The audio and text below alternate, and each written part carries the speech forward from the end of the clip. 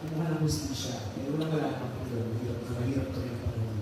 Nung araw-araw po kami sa City Hall, tapos hindi siya nakakatulong. Tapos ang dami namin namin pinapasaya sa amin.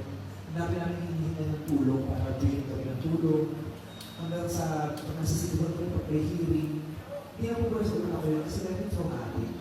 Kung nakikita ko tuloy na hearing, kung nasa City Hall ko nakikita ko yung matay sa tatay ko. Tapos tinotraumatize kami na pinipili kami ng nanay. Kasi yung nanay yung, sabi ko, hindi ba namin alam yung depression na salita? Pero sigurado, grabe yung depression ng nanay. Kumana siyang ating sa kaya.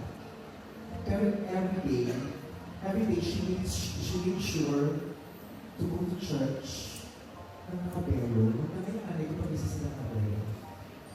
Yung mga mabibigat na ala-ala mo. Yung mabigat na pagkakataong yun ng nanay ko yung hinaharap niya, kasama niya. Deep na ako sa City Hall sa bata ako. Pero ngayon man, happiest, just recently, we came from Italy. Napunta kami ng Rome, napunta kami ng Vatican.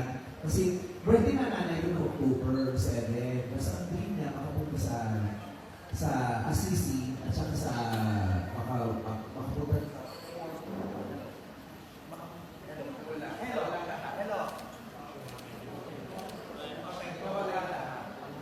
So ayun na nga, so yung nanay ko, saka ako napunta ko ng Italy kasi yung birthday niya ng October, ang dream niya magpunta ng Assisi at saka mapuntahan ng Four Holy Doors kasi magsasara na siya.